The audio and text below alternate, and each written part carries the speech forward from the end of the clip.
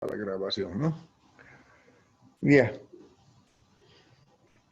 Les decía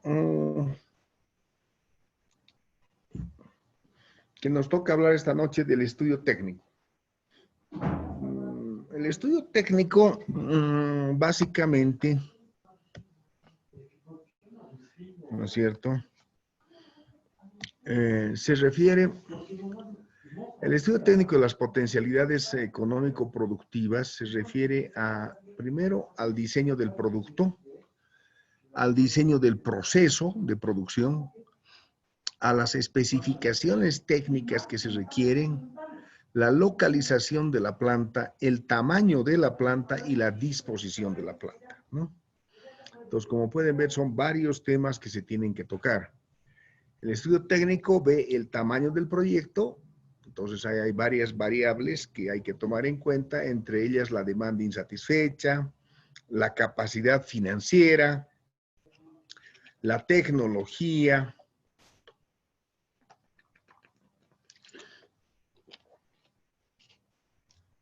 la disponibilidad de insumos,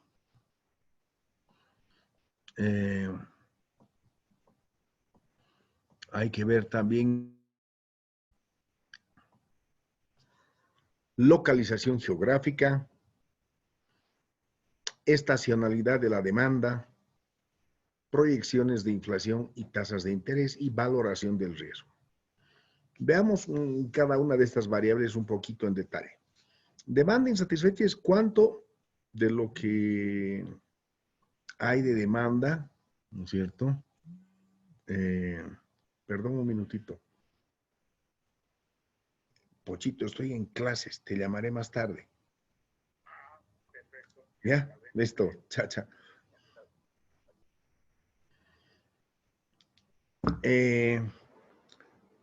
La demanda insatisfecha, obviamente, como ustedes saben, se refiere al tema de cuánto hay de demanda que no es cubierta por la oferta que ya existe. Medir demanda insatisfecha es una de las cosas más complicadas. Una de las cosas más complicadas, porque obviamente todas las encuestas, y supongamos en el ejemplo que estábamos ayer, ¿no? He tenido que ir hoy día por nada más que por sacarme de las dudas a ver en el supermercado cuáles son esas galletas que nos faltaban identificar, ¿no es cierto? Aparte de la francesa, Ferrari Guess y Figliosi. Y habían sido Crick. No sé si han visto, es una verde. Entonces, la de San Gabriel. ¿Es de San Gabriel? Ah, bueno, ya. San Gabriel, entonces. Crick. Entonces, yo les aseguro que, digamos, si nosotros quisiéramos entrar al mercado de galletas, con seguridad que si hacemos una encuesta nos dirán, no, lo que pasa es que la francesa o Ferrari están produciendo de menos y por eso hay demanda insatisfecha. Nadie va a admitir que hay demanda insatisfecha porque no producen más algunas de las fábricas que ya son Mabels, o sea, Mabels, que ya están produciendo galletas. Nadie va a aceptar, no, yo estoy produciendo menos porque no tengo más capacidad productiva. No, nadie va a aceptar eso. Entonces, lógicamente, como pueden imaginarse, el tema está en que la demanda insatisfecha, si una fábrica produce menos que lo que está requiriendo el mercado, es porque no le conviene, o porque los precios están muy bajos, o porque no hay insumos, o porque no tiene suficiente maquinaria.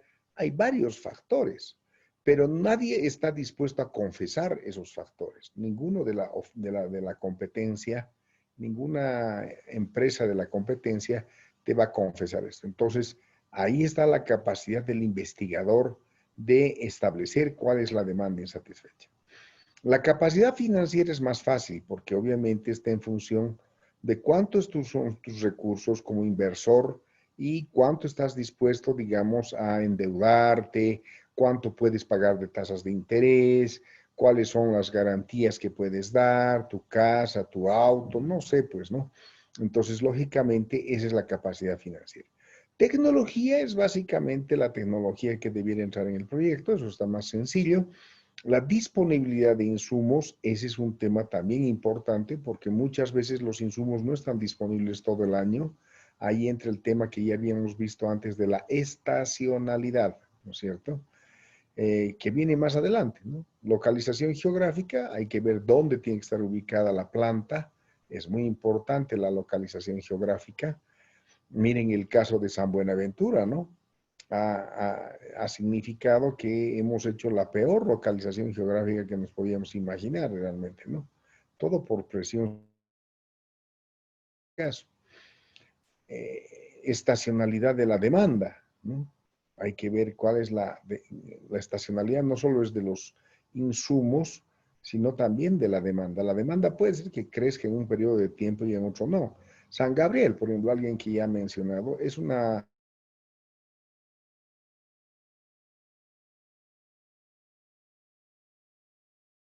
que puede producir panetones, galletas de Navidad, en fin, tiene una serie de productos para el periodo navideño. Pero en el resto del año, su nivel de producción es bastante discreto, ¿no es cierto? No es precisamente de los más agresivos en el mercado, San Gabriel. Entonces, eso les demuestra, por ejemplo, un tema de estacionalidad en función del tipo de producto que tú te vas a, digamos, involucrar, ¿no es cierto? Eh, Proyecciones de inflación y tasas de interés. Este es otro tema clave. Por ejemplo, yo tengo que tener previsiones de si va a haber mayor inflación o no, si van a subir las tasas de interés o no. Esta mañana yo he estado en, en la radio San Andrés, es la de la UMSA, y en el canal universitario. Me imagino que ninguno de ustedes me ha visto, ¿no? Porque ustedes ven solamente canales más importantes, no miran los canales universitarios. No puedo pretender que personas de, digamos, tan ocupadas como ustedes vean el canal universitario. Y en la entrevista que me hicieron, me preguntaban justamente los temas económicos. Tal vez las pase la entrevista si es que la quieren escuchar. Y yo cuando me decían, ¿y qué es lo que le preocupa a la gente de a pie? Yo les decía, a la gente de a pie le preocupan dos cosas, le preocupan tres cosas. Le preocupa inflación, le preocupa tipo de cambio y le preocupa empleo. Le preocupa inflación porque quiere saber si van a subir o no los precios. Y lo que se puede decir es que en un momento de recesión económica, obviamente los precios tienden a estancarse o a bajar inclusive. Hay deflación a veces inclusive, ¿no? En periodos de recesión económica. O sea que yo no creo que haya inflación ni este año ni el próximo, ¿no es cierto? Va a ser una inflación bastante pequeña. Debiera ser más baja inclusive que la que se tenía en el periodo de Evo Morales, que era del 4%, más bajo que eso inclusive debiera ser. En cuanto al tipo de interés, digo, la tasa de cambio, lo mismo, ¿no? Porque tenemos 6.600 millones de reservas internacionales netas que dan suficiente y por demás para sostener el tipo de cambio que tenemos actualmente. Devaluar me parece a mí una locura. Ya ni siquiera los monetaristas, o sea, los neoliberales más renegados, plantean devaluación en este periodo porque favorece solamente a los exportadores y además los favorece porque ellos lo que hacen es reciben más por sus exportaciones en bolivianos, pero en dólares siguen recibiendo lo mismo, o sea que por lo tanto es una que se llama un beneficio espúreo, ¿no? Que no tiene mucho sustento. Y finalmente el tema de el empleo, bueno, estábamos viendo el decreto 4292 que ha sacado el gobierno de la señora Áñez. Es un decreto que tiene 5 grandes que, como comentábamos en la radio con el periodista, más parece un plan de gobierno que una política para un gobierno de transición, porque es puta, tiene un montón de temas, ¿no? O sea, tiene plata para crear empleo, tiene plata para los sectores económicos, tiene plata para fondos de garantía, tiene una serie de cosas. Entonces, evidentemente, eh, como digo, parece más un gobierno que, porque yo dudo mucho que ni el 10% de eso pueda realizarlo este gobierno, ¿no? Aquí hay cosas interesantes que tal vez inclusive un gobierno, ya sea del MAS o de cualquier otra especie, digamos, podría adoptar, porque son temas que eventualmente son útiles, que se podrían tomar en cuenta, ¿no? Y finalmente el tema de valoración del riesgo del cual ya hemos hablado antes, que implica básicamente ver cuál es el riesgo de meterme a hacer la producción de un determinado tipo, ¿no? El segundo aspecto, que es el de la localización del proyecto, es un tema clave. O sea, las primeras variables que hemos mencionado definen el tamaño del proyecto. O sea, voy a hacer una fábrica grande, una planta pequeña, una planta mediana. Esas variables me dicen de qué tamaño va a ser mi planta, ¿no es cierto? Si la demanda insatisfecha es pequeñita, no tiene sentido que yo haga una planta grande, ¿no es cierto? Es como el tema del Brala y el Chepete, ¿no? ¿Para qué vas a hacer una represa tan grandota que lo que va a hacer es inundar 42,000, ¿cómo era? 42, sí, 42 millones de hectáreas se iban a inundar, ¿no es cierto? Porque retienes el agua, entonces ahí se provoca una inundación. ¿Con qué sentido? ¿Con qué sentido semejante inundación vas a provocar si la cantidad de megawatts hora que vas a producir, ¿no es cierto? Que si no me equivoco era 5,7 millones de megawatts hora, no tienen mercado y lo estás produciendo a $5 el megawatt hora cuando en el Brasil están comprando a 4. Eh, y la energía eólica está vendiendo en 3. O sea, negocio de turco, ¿no? Producir caro para sentido. Entonces, evidentemente, lo que corresponde, se ha visto que las grandes represas hidroeléctricas provocan después accidentes. Miren lo que ha pasado hace poquito en Colombia con la represa de Guaira, creo que se llama, ha reventado y ha inundado un pueblo entero, ¿no es cierto? Hay otra represa en el Ecuador que también ha reventado. Entonces ya no se hacen represas grandes porque lógicamente es alta el riesgo o la probabilidad de que tus cálculos de retención de agua, lo que pasa es que en las represas tú no calculas que el caudal de un río puede aumentar en determinadas épocas del año y obviamente hay la fuerza, entonces el agua no está calculada para la represa y eso provoca la ruptura de represas, ¿no? Ya van como 5 represas que se han rajado y quebrado en América Latina, ¿no? Esta de Colombia hace poco y la del Ecuador también son las dos más recientes. Pero antes de esas se han quebrado una represa en Argentina, otra en el Brasil y otra en Chile. Entonces, lógicamente, ya no se hacen grandes represas, ¿no es cierto? Sino lo que ya el Brasil comenzó ya hace tiempo a hacer es represas de mediano tamaño como Girao y Sao Antonio y represas de pequeño tamaño. Entonces, evidentemente, en Bolivia tenía 7 represas planificadas el gobierno de Evo Morales y todas eran mega represas, ¿no? El Bala una, el Chepete otra, Rositas otra, Cachuela Esperanza otra, Tahuabanu otra, 5 van ahí y 2 más que no recuerdo ahorita. Pero evidentemente, señores, ya no se hacen mega represas, hay que hacer represas medianas o chicas. Y para el mercado interno, ahorita el mercado interno está satisfecho en energía eléctrica en Bolivia. Con lo que tenemos nosotros de captación de energía eléctrica en Songo para todo lo que es La Paz, el Alto, provincias de La Paz, más Oruro, con COBE, y lo que tenemos con la represa de Corani, en Cochabamba, que obviamente da energía eléctrica a Cochabamba, las minas, o sea, me refiero al norte de Potosí, Potosí mismo, Chuquisaca, ¿no es cierto? Y parte de Tarija, eh, suficiente. En el oriente, ¿no es cierto? Están funcionando con energía eléctrica que se mueve con estos dínamos, eh, con que funcionan a gas, ¿no es cierto? Porque como producen gas, entonces no tienen necesidad de ser grandes represas.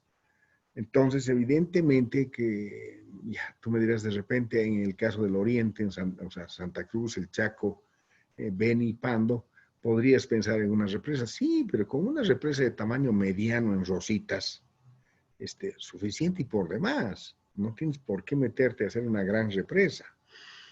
Esos son los temas que eventualmente hay que comenzar a trabajar. El tamaño del proyecto es un tema clave y es un tema técnico que en Bolivia se le ha puesto muy poca atención. Les he dado el caso de energía eléctrica, podría haberles puesto el caso de cualquier otro tema, ¿no? Siempre hemos sobredimensionado las cosas en Bolivia. ¿Por qué? Porque obviamente mientras más grande el proyecto, más grande las coimas, ¿no es cierto? Hablemos claro. Y no es en este o en el anterior gobierno, siempre. Entonces, represas de mediano y tamaño mediano, ¿no es cierto? Y obviamente hay que hacer un cambio de matriz energética y eso implica que en el caso del Oriente hay que pensar en que se deje de producir energía eléctrica basada en gas y pasemos a hidroeléctricas. O eólica. ¿Cómo puede ser posible que el Brasil esté comenzando ya a reemplazar energía hidroeléctrica por energía eólica? Ellos ya están casi en un 30% de toda su cobertura de energía eléctrica basada en energía eólica. Estas han debido ver esas, ¿qué se llaman? Esas, son como plantar, ¿no es cierto?, arbolitos, pero son, ¿qué se llama? Unas con aspas, ¿no? Unas, Hélices. pero ¿qué se llama pues esa cosita? Contra lo que luchaba el Don Quijote de la Mancha. Molinos de viento, ¿no es cierto? Como molinos de viento, con hélices. Bueno, eso. En el caso, el país que más tiene energía eólica es Estados Unidos y lo ha hecho en un desierto que es Arizona. Tú vas por Arizona y el sur de Texas, que es un desierto prácticamente, y parece que estuvieras en medio de un bosque de esas, de estos molinetes de viento, ¿no es cierto? Con aspas, o con hélices, como dijo alguien, y de esa manera, ¿no es cierto?, vas generando energía eléctrica. Es un bosque prácticamente, inmensamente grande, millones de hectáreas, ¿no? En el caso de Bolivia, nosotros tenemos el altiplano. ¿Qué nos sobra en el altiplano? La tierra es una tierra que es muy difícil de trabajar, pero igual se puede seguir trabajando. Pero, ¿qué nos sobra en el altiplano? Bien todo. ¿Cómo no vamos a ser capaces de hacer ahí sí, un megaproyecto de energía eólica? Yo sembraría desde Patacamaya hasta Caracollo, ¿no es cierto? De miles de millones de estas, digamos, hélices. Endes está durmiendo en sus laureles. Y lo mismo energía solar. ¿Qué nos sobra en el altiplano?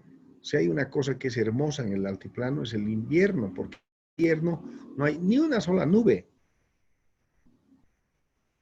Entonces, ¿cómo no vamos a poder plantar, ¿no es cierto?, paneles de energía solar y también captar energía solar por cantidades industriales? Entre energía eólica y energía solar, ¿no es cierto?, nos sale 1000 veces más barato que hacer energía hidroeléctrica, ¿no? Las represas son caras y las grandes peor todavía tienen los problemas que estamos viendo. Entonces, tamaño del proyecto, primer tema clave. Localización del proyecto también, porque hay que ver la micro y la macro. La macro es la región, digamos, Santa Cruz. En el caso de, estamos viendo energía eólica, tendría que ser, yo diría, La Paz, Oruro, ¿no es cierto? Y en el caso de la micro, obviamente hay que comenzar a pensar en dónde se puede recoger toda esa energía. Y para mi gusto, yo consideraría claramente, ¿no es cierto?, que tiene que ser un punto intermedio que puede ser perfectamente paria, o sea, ¿no es cierto?, una región intermedia, digamos, ¿no?, entre Caracollo y Paz, en Oruro, en la frontera de Oruro con Cochabamba y con La Paz. Y ese es un punto que es intermedio y que perfectamente podría servir para una gran planta de recolección de energía eólica y solar que distribuye energía a todo el país. Entonces, esos son los temas de macro y micro localización. En cuanto al proceso productivo, está el tema de la transformación de la materia prima y los insumos, y está la identificación y presentación de requerimientos de bienes y servicios. Entonces, eso es una cosa que ya tiene que ver con el propio proceso productivo, ¿no? Entonces, como pueden ver, eso es una cosa que ya lo hemos conversado antes. ¿Por qué se realiza el estudio técnico de un proyecto? ¿Cuáles son sus objetivos? Es diseñar una función de producción que optimice el uso de recursos para obtener el producto deseado. Hay que demostrar técnicamente que el producto es factible. Hay que justificar la alternativa técnica seleccionada. ¿Cuáles son los factores que integran el estudio técnico? Bueno, está primero el tamaño, como ya hemos visto las variables que influyen, la localización, la ingeniería del proyecto, que es toda la parte de ingeniería industrial, si quieren que lo ponga de alguna manera, que es básicamente el layout, el know-how y el layout. ¿Qué es el know-how? De qué tipo de tecnología se debe emplear. Y el layout es cuál es el proceso que debe seguir, ¿no es cierto?, esa tecnología para hacer la producción, ¿no? Entonces, layout se escribe layout, ¿no es cierto? Y know-how, y son los dos elementos de la ingeniería del proyecto. Está la elección de la tecnología que vas a utilizar, el proceso de producción, el costo del proyecto, la organización, ejecución, operación, los aspectos legales y la operación. La localización del proyecto nos tiene que llevar a ver cuál es la distribución geográfica del mercado y los costos de operación que influyen en la capacidad del proyecto. Yo no voy a localizar un proyecto pues que esté, pónganse el caso, es el problema del Bala y el Chepete. El Bala y el Chepete están en una región que es el norte de La Paz. Entonces, toda la energía que se produzca tiene que ser trasladada a miles y miles de kilómetros entre el Bala y el Chepete y La Paz.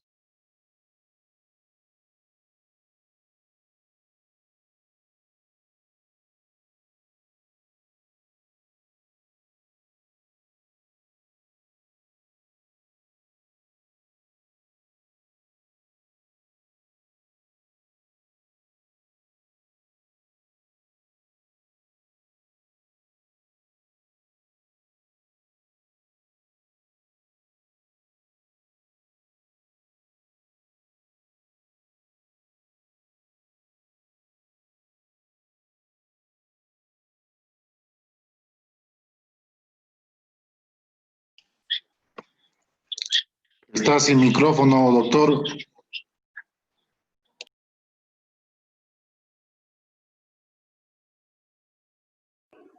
Bajó su señal.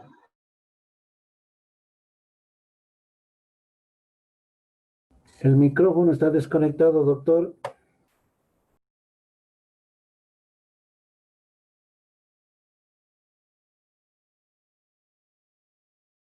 Está sin internet.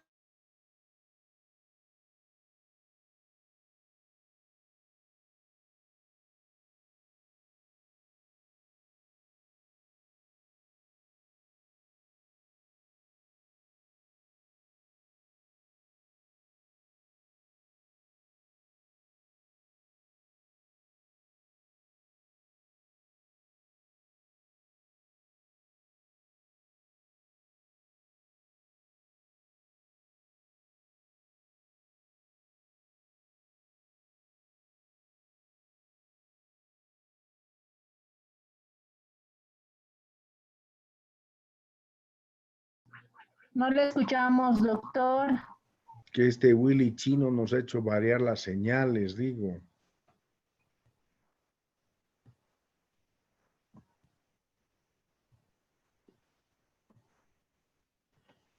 Tienen que entrar puntuales, señor Chino, por favor, usted todas las clases entra tarde, todas las clases llega tarde. Tiene que venir más puntual, por favor, les ruego. Ahora nos ha provocado una caída terrible. Disculpe, doctor. No todas las clases están llegando tarde. No, ya no va a volver a suceder porque es la última clase.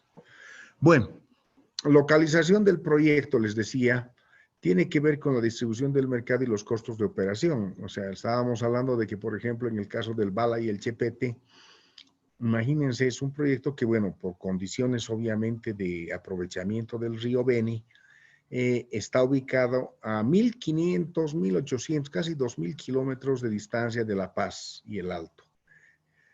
Y está ubicado a más o menos 5.800 kilómetros de Rondônia, que supuestamente es el estado del Brasil que nos iba a comprar esa energía eléctrica. O sea que el plantado de, ¿qué se llama? De cable para transmisor de esa energía eléctrica es pues un costo impresionante, ¿no? Entonces, esto genera un costo de operación y más que de operación, de distribución del producto, ¿no es cierto?, muy alto.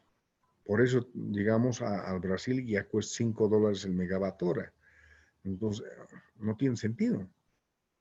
Estamos demasiado lejos, ¿no es cierto? Demasiado lejos. Entonces, lo ideal sería vender esa energía eléctrica, más seguro sería venderla ¿qué se llama? Al Perú, ¿no es cierto? Porque estamos tan lejos. Entonces, vean la importancia de entonces. La localización, perdón, en la localización micro se estudian aspectos más particulares a los terrenos ya utilizados. Del LINDA, definida la región, se elige la zona dentro de la localidad para finalmente elegir el sitio preciso. Entre los factores a considerar están, obviamente, el valor del terreno, la energía eléctrica, las vías de acceso, el transporte de mano de obra, ¿no es cierto? Es decir, hay que pensar dónde va a vivir la mano de obra que va a estar en el proceso de operación, digamos, de ese emprendimiento. En cambio, la macrolocalización es comparar alternativas entre las zonas del país y seleccionar la que ofrece mayores ventajas para el proyecto.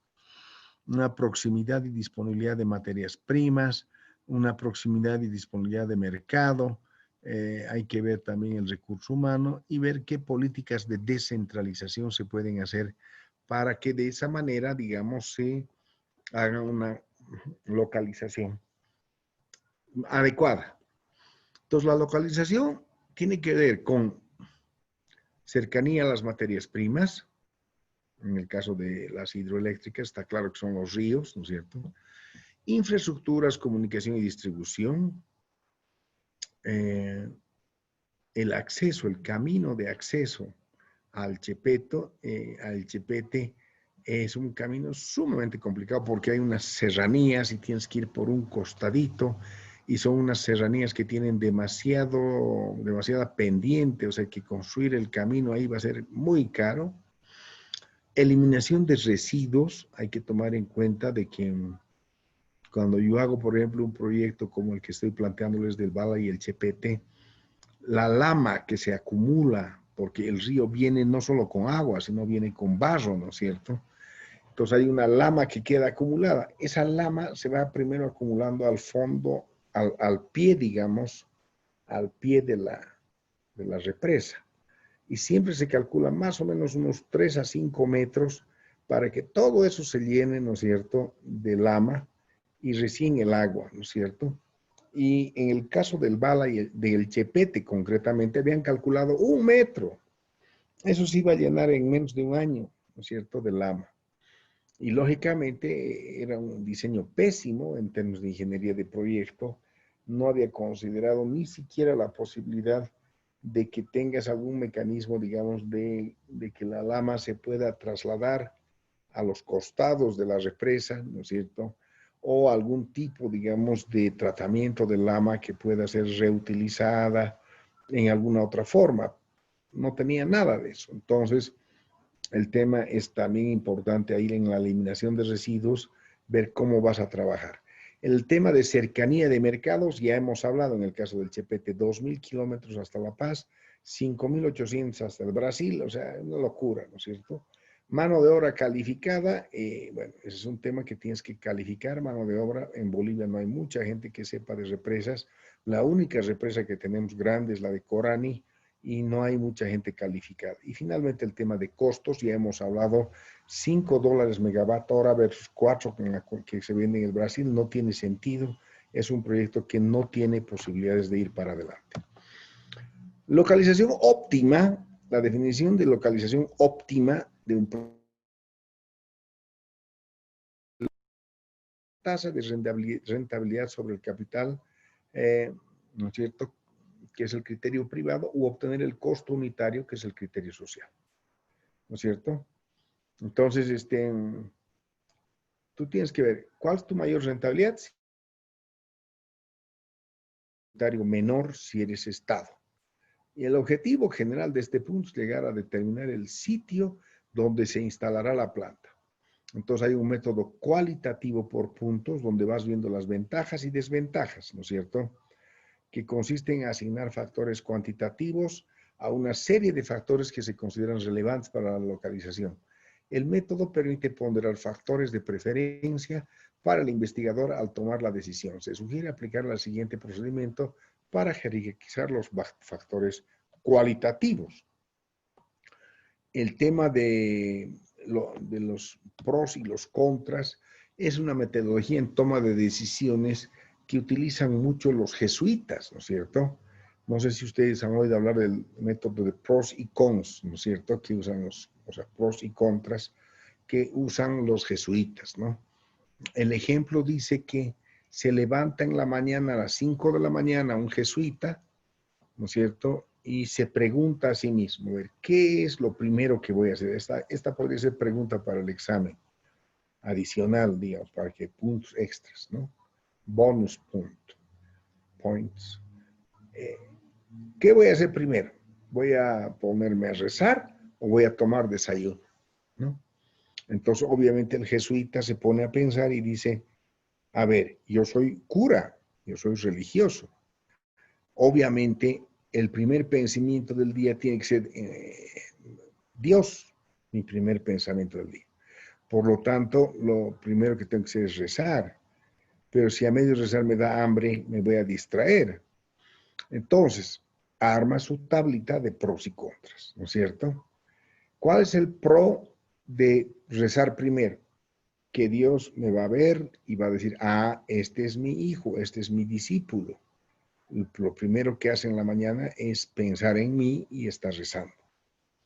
¿Cuál es la contra de rezar primero? Que a medio rezar, ¿no es cierto?, después de, digamos, has empezado a rezar a las 5, a las 6, 7 de la mañana, te va a comenzar a doler el estómago porque vas a tener hambre y te vas a distraer. Ya no vas a rezar con la misma concentración y Dios se da cuenta porque Dios puede ver tus pensamientos. ¿Cuál es el pro de desayunar primero? Que te vas a poner a rezar y puedes rezar de corrido toda la mañana, ¿cierto? Y bien concentradito, sin ningún problema. ¿Cuál es la contra de desayunar primero? Que Dios va a decir, ah, este individuo se levanta en la mañana y lo primero que piensa, no piensa en Dios, no piensa en mí. Entonces, lógicamente, Dios no va a estar muy contento contigo. Entonces, armado el cuadro de pros y contras de un jesuita, ¿cuál es la decisión que tomará ese jesuita?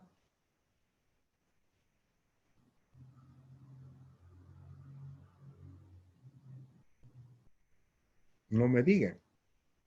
Si alguien tiene la respuesta, me la manda y obviamente si ha hecho un acierto, tendrá puntos extra, ¿no? Este es un problema clásico de la teoría de toma de decisiones.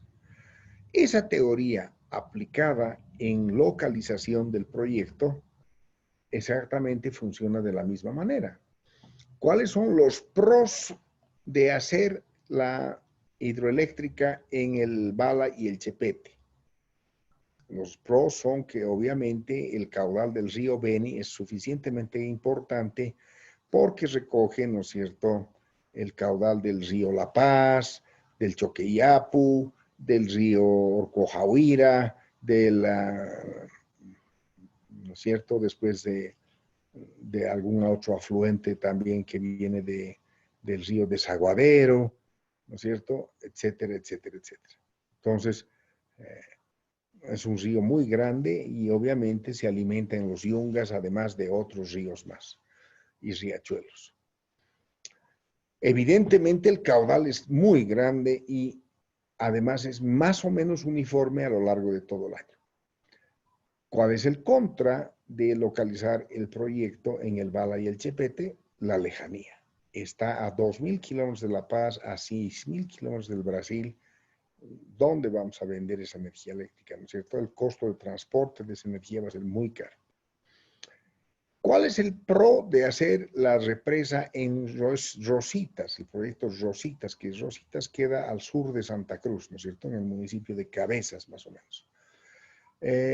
Bueno, el pro es de que estás, ¿no es cierto? Tienes un río, que es el Río Grande, que es un río importante, pero que tiene ese río, es muy ancho, ¿no es cierto? Si alguien conoce Santa Cruz, sabe perfectamente que es uno de los ríos más anchos que tenemos en Bolivia, ¿no es cierto? Entonces el Río Grande viene alimentado del Parapetí, viene alimentado que está en Camiri, ¿no es cierto? De varios ríos que están atravesando también Chuquisaca, en fin, y Cochabamba. Entonces, el Río Grande es un río tiene buen caudal, digamos, ¿no? Y además, el otro pro que tiene es que está cerca de un centro de demanda de energía que puede ser importante, como es Santa Cruz, ¿no? Además de poder dar energía eléctrica a todo el resto de la Amazonía boliviana, por supuesto, ¿no? ¿Cuál es el contra de hacer el proyecto de hidroeléctrico en Rositas? La contra es de que el Río Grande es un río que se cambia de volumen de caudal en época de lluvias versus las épocas secas.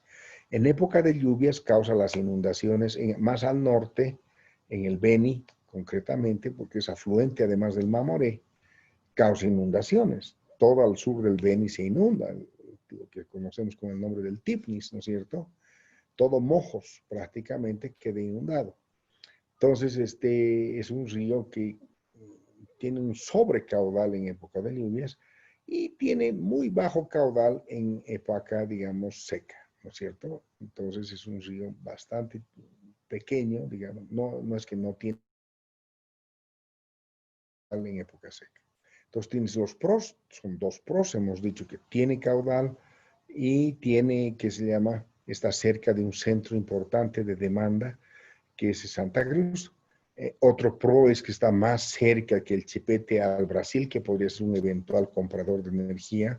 Estaríamos simplemente a unos, no sé, 2.000 kilómetros, digamos, 2.500 kilómetros, o sea, la mitad de la distancia que si estuviera en el norte de La Paz, de nuestro eventual comprador de energía eléctrica. Y además, ¿no es cierto? Los pros, los contras es que cambia el caudal, ese es un problema, ¿no es cierto? El segundo problema que tiene es que está, digamos, un poco lejos del mercado interno que va más allá de Santa Cruz, o sea, me refiero concretamente al Beni y Pando. En cambio, el Bala y el Chepete están más cerca de Beni y Pando, que eventualmente también son consumidores internos de energía eléctrica. Entonces, esos son los pros y contras. Sobre la base de eso, tienes que tomar la decisión. Hacemos un proyecto hidroeléctrico de mediano tamaño, ya no grande como el que se había planificado originalmente, sino de mediano tamaño. En el Chepete, porque el Bala es chiquitito, pero el Chepete, digamos, ¿no? En el Chepete o en Rositas. Entonces, es un tema que eventualmente nos tiene que llevar a usar este método de ventajas y desventajas, ¿no? El método jesuítico de toma de decisiones, ¿no? Eso nos lleva entonces a hacer un análisis también de los procesos, ¿no? Porque los procesos también influyen, hay que ver, digamos, en el proceso dónde están los clientes, dónde está la planta, dónde se hace el envío, no sé, el centro de distribución de la producción, el retail que le llaman en Estados Unidos, dónde están, ¿no es cierto?, los envíos por cliente, dónde están los envíos por tienda y finalmente dónde están los puntos de venta, ¿no es cierto? Y quién procesa las órdenes, ¿no? Que van a llegar para que llegue todo esto hasta el cliente. Entonces, el tamaño del proyecto incide sobre el nivel de las inversiones y costos que se calculen y, por tanto, sobre la estimación de la rentabilidad, ¿no? Que puede generar su implementación. La decisión que se toma al respecto determinará el nivel de operación que posteriormente explicará la estimación de los ingresos por venta. Se define la escala a nivel de producción que puede alcanzar, es decir, la capacidad de producción a la que se ha decidido operar un periodo de tiempo, ¿no es cierto? Entonces, tú tienes que definir cuánto tiempo va a ser chiquitita mi planta o mediana y en qué momento voy a crecer, ¿no? Voy a crecer en el momento que suba el precio del producto, voy a crecer en el momento en que crezca el mercado, voy a crecer en el momento en que haya más baratos insumos. Eso tienes que más o menos ir definiendo. El análisis de determinación del tamaño óptimo del proyecto, ¿no es cierto?, se cuantifica por la capacidad de producción y requisitos que son necesarios para el desarrollo de del bien. Y por ello se toma en cuenta la demanda y de esta manera se determina la proporción necesaria para satisfacer esta demanda, ¿no? Esa es la formulación del proyecto. La capacidad del proyecto es que una vez que has determinado la medida del tamaño del proyecto, hay que ver la cantidad de producción. En una fábrica, por ejemplo, de camisas, se define el número de camisas producidas en un mes o en un año. En un hotel, el número de camas disponibles, ¿no es cierto? Entonces, el tamaño del proyecto se puede medir por el monto de la inversión, el número de empleos generados, el área física ocupada, la participación en el mercado, los niveles de venta alcanzados y la generación de valor agregado para la región, ¿no? Esa es una suma de elementos que también hay que tomar en consideración. ¿Qué factores influyen entonces, hemos dicho, en el tamaño para hacer un repaso de los factores del tamaño del proyecto? La cuantía de la demanda, ¿no?, la disponibilidad de los insumos, la tecnología, la capacidad financiera y la organización. Con eso entramos a la ingeniería del proyecto. La ingeniería del proyecto es la etapa dentro de la formulación de un proyecto de inversión donde se definen todos los recursos necesarios, ¿no es cierto?, para llevar a cabo el proyecto, ¿no es cierto? En el desarrollo de un proyecto de inversión a la ingeniería le corresponde definir todas las máquinas, equipos necesarios para el funcionamiento del establecimiento productivo. Ya les decía, es el know-how y es el layout, ¿no es cierto?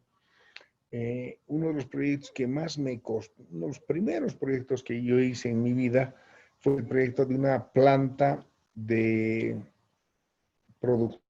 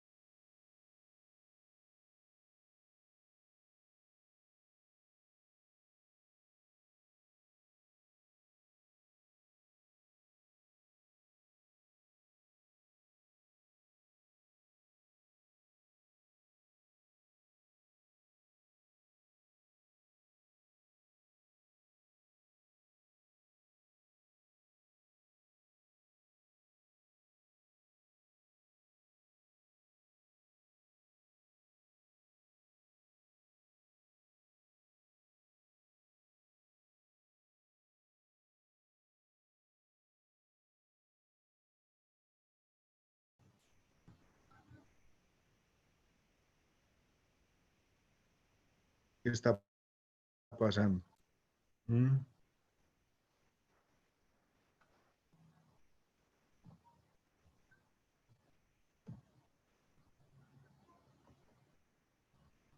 Ahora sí, ¿me escucha? Sí, doctor. Ya. No sé qué está pasando, ¿no? Que nos desconectamos.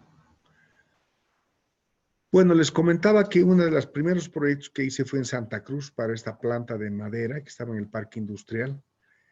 Y recuerdo que el know-how no era muy complicado porque tú tenías la planta aserradora, ¿no es cierto?, de madera, que era una una máquina así inmensamente grande, ¿no es cierto?, que permitía cortar la madera en tablones, ¿no es cierto? Era para una fábrica de muebles prácticamente. Luego, ¿no es cierto?, tenías la máquina que era la cepilladora, que era la sierra sin fin. Había la sierra circular, la sierra sin fin. Mira, ya casi ya me he vuelto carpintero yo, ¿no? Y después había la torneadora, había la cepilladora, eran más o menos unas 20 máquinas grandes que se utilizaban, digamos, para todo el proceso de preparado de la madera, hasta que entre toda esa madera, ¿no es cierto?, a una segunda parte donde era el taller, y en el taller ya estaban los carpinteros, y cada uno de ellos ya tenía definidos los tamaños, digamos, que necesitaba, digamos, los cortes de madera que necesitaba, ya sea para un juego de comedor, de dormitorio, de living, que eran lo que básicamente se producía de manera industrial ya, ¿no?, en grandes cantidades. Entonces, hicimos el proyecto, me acuerdo, y esa planta la diseñamos para una capacidad de producir 3,000 juegos, ¿no? O sea, 3,000 juegos de living, 3,000 de comedor y 3,000 de dormitorio anuales, digo, mensuales. Imagínense, era una fábrica grande era esa, ¿no? Para hacer 3,000 juegos, imagínate. Y teníamos más o menos, si no me equivoco, eran 150 obreros. Entonces era una planta relativamente grande, ¿no? La demanda, o sea, el mercado era básicamente un 50% era para el mercado externo, o sea, la idea era exportar al Brasil. Y daba buen resultado. Ha funcionado esa planta, eso se ha diseñado en los años 70, más o menos el 78, por ahí casi 80, y así ya ha ido funcionando durante 30, 35 años hasta el 2010, 2015, sin ningún problema. Y en ese momento el problema fue de que el dueño falleció y los hijos tenían que tomar una decisión, y era o ampliabas la fábrica o cerrabas la fábrica. Porque seguir produciendo a ese ritmo de producción ya no daba, ya el punto de equilibrio había sido superado. Entonces, como yo había hecho el proyecto, me volvieron a llamar, yo estuve en Santa Cruz, miré la planta, les dije, ha cambiado mucho la tecnología, hay muchas otras máquinas hoy en día que se pueden utilizar, y lo que podemos hacer es vender más bien toda esta maquinaria, toda esta planta. Había gente interesada en Potosí, me acuerdo, para comprarla. La vendemos, la planta, y compramos nueva maquinaria, pero había que invertir por lo menos unos 3, 4 millones de dólares en comprar nueva maquinaria, ¿no? El tema tecnológico. Entonces, ahí es donde te das cuenta que el tamaño de un proyecto es de un tamaño y te dura un cierto tiempo. Y la tecnología también es para un cierto tiempo. Y después de eso tú tienes que entrar a pensar, ¿no es cierto?, en ampliar, en hacer renovación, en hacer, ¿no es cierto?, alguna serie de... Y eso es ingeniería, eso es pura ingeniería de proyecto, ¿no es cierto? Entonces, la ingeniería del proyecto es la que ve el proceso es el layout. Primero entra la madera ¿no es cierto?, a cortarse, luego, o sea, a cerrarse, ¿no es cierto? Luego tienes que cepillar, luego tienes que meterla a corte, luego tienes que meterla a las sierras, ¿no? A la sierra circular, a la sierra sin fin. Luego tienes que meterla, ¿no es cierto?, a torneado. Luego tienes que meterla, ¿me entiendes? Entonces, ese es el layout. Tac, tac, tac, va pasando la madera. Entonces, vas haciendo, ¿no es cierto?, distintas etapas en la producción de lo que van a ser los pedazos que requiere luego el taller para ya montar los muebles, ¿no es cierto?, armarlos de tal manera de que después solamente ya sea la parte, digamos, de afinado, que le llaman, o sea, el torneado afino, ¿no es cierto?, que eso ya es a mano, y finalmente, ¿no es cierto?, todo lo que es el laqueado, para los muebles que son de laqueados, y finalmente el proceso que se llama de barnizado, ¿no es cierto? Entonces, como pueden ver ustedes, así sí funciona, así sí puedes plantearte hacer 9,000 juegos entre living, comedor y dormitorio en una planta que no era grande, era de tamaño mediano, digamos, pero que tenía toda la maquinaria necesaria para poder trabajar. Entonces, es el proceso, ese es el layout. El know-how es qué tipo de maquinaria necesitas para hacer eso, ¿no es cierto? Y lo que se vio es después de 35 años que se necesitaba una maquinaria más actualizada.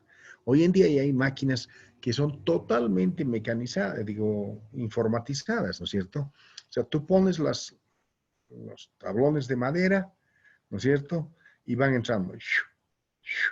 Y pones en la computadora, a ver, quiero por favor cortes de tanto por tanto, con tanto de grosor, ¿no es cierto? Y van entrando, y van entrando, y van entrando. Entonces, y antes tú necesitabas por lo menos 10 obreros que estén detrás de la madera, colocando, sacando, poniendo. Ahora ya no, ahora pones 2 obreros o 1 y ya, y te olvidas, ¿no es cierto? Y todo ya está informatizado, ¿no? Ese layout ha cambiado. Entonces, ese punto de arriba, el proceso, es totalmente determinante para el tema del tamaño.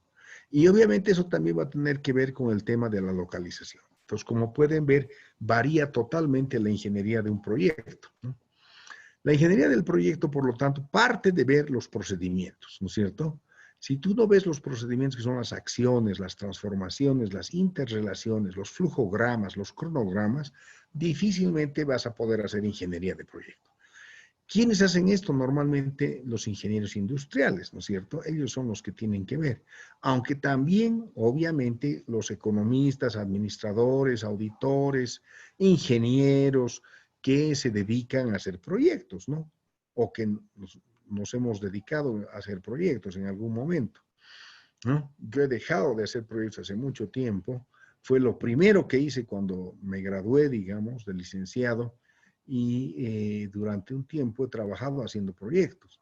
Pero después, ¿no es cierto? Primero para el sector privado, después para el sector público, y después ya obviamente me he dedicado más a tareas de política económica, ¿no es cierto? Y tareas de otra naturaleza. Luego están los medios, los requerimientos, como son los elementos físicos y humanos que también hay que tomar en cuenta para el proceso, ¿no? Porque tú necesitas qué maquinaria, qué tecnología y qué tipo de personal, ¿no? Entonces, la ingeniería del ciclo de vida del proyecto es primero ver, ¿no es cierto? En el punto 1, como pueden ver, está la ingeniería conceptual. O sea, tú concibes, dices, a ver, va a entrar así la madera, la vamos a cortar, la vamos a lijar, la vamos a, digamos, a cerrar, la vamos a adecuar, digamos, para los tipos de productos finales, en fin. Luego está la ingeniería básica, que es ver el layout, o sea, cómo, digamos, qué circuito van a tener. La ingeniería de detalle, que es ya entrar a ver, ¿no es cierto?, el tema de básicamente los torneados, ¿no? Si van a ser muebles, digamos, que van a tener algún tipo de huescas o de, ¿qué se llama? Algún tipo de redondeos que en las puntas. Luego está la ejecución del proyecto y finalmente las pruebas y puesta en marcha. Haces la puesta en marcha y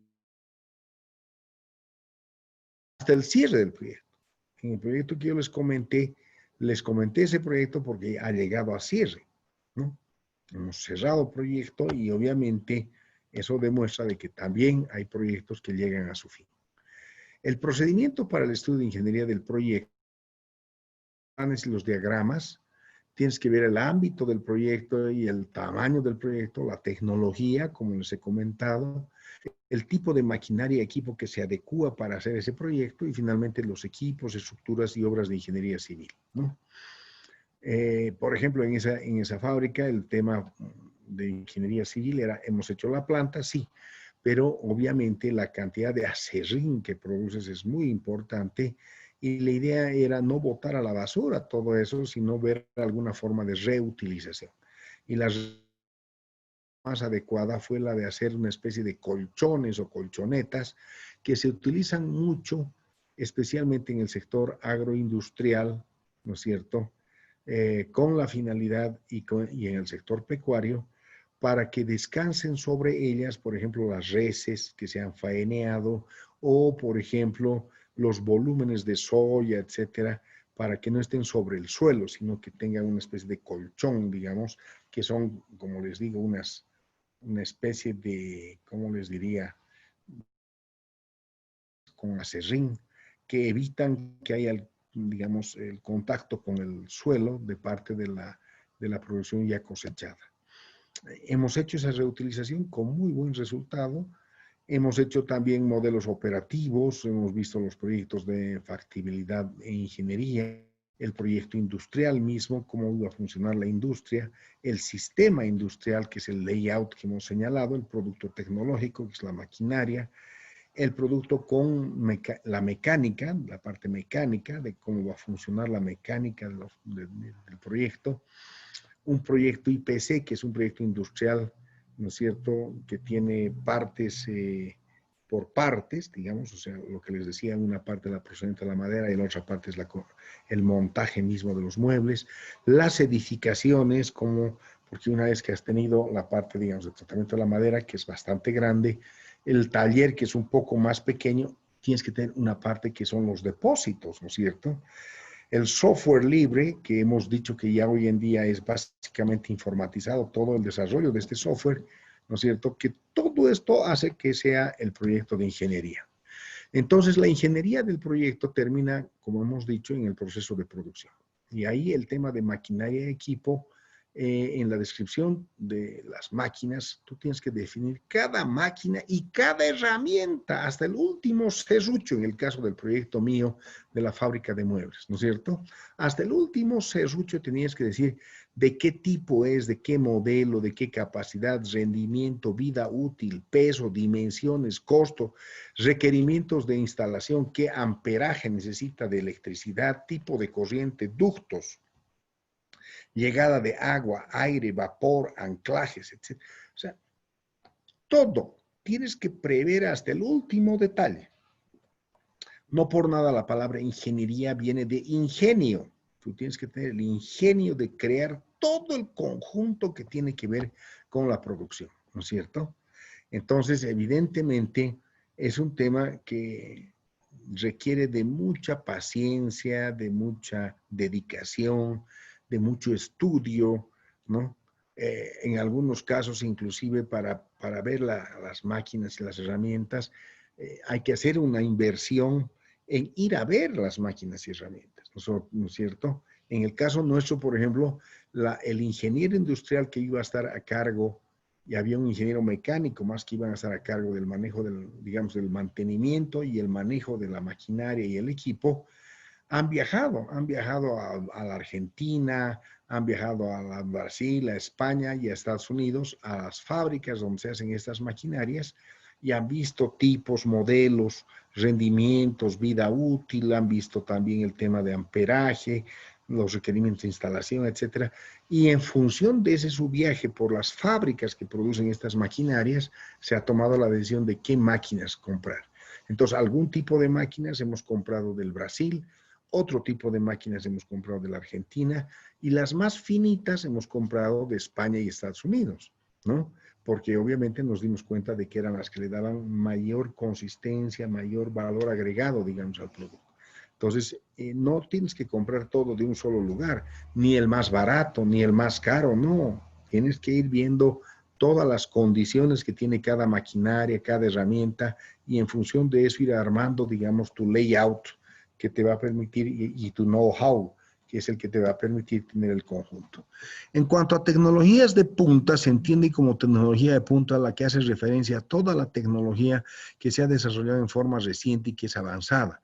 La tecnología de punta comienza con investigaciones en laboratorios, se desarrollan los primeros prototipos y una vez probado su funcionamiento, los productos ya se encuentran para ser ofrecidos en el mercado.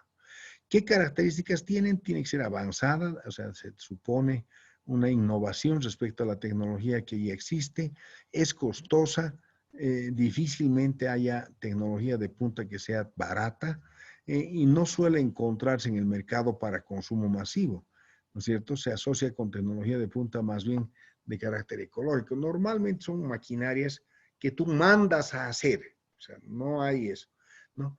El nuevo dínamo que ha comprado la CRE, por ejemplo, que es la Cooperativa Rural de Electrificación de Santa Cruz, que da energía eléctrica al 80% del departamento de Santa Cruz, es una mole, ¿no es cierto?, que tiene más o menos unos 25 metros de alto por un diámetro de más o menos unos 20 metros, imagínense eso. Eso no hay pues para ir al mercado y decir, este quiero, ¿no es cierto? Eso tienes que mandar a construir. La han hecho construir en la Argentina, si no me equivoco, sí, en la Argentina, y unas partes las han hecho en Australia, entonces las de adentro, ¿no? Entonces, la han montado, ha venido por partes, ¿no es cierto? Por ferrocarril, en el ferrocarril que viene de Yacuiba, ¿no es cierto? La han ido trayendo por partes y la han montado, y montar todo eso les ha tomado más o menos un año y medio, no ha sido una cosa tan sencilla. Producir ese tremendo aparato que les estoy relatando ha sido más o menos un trabajo de unos 4 o 5 años.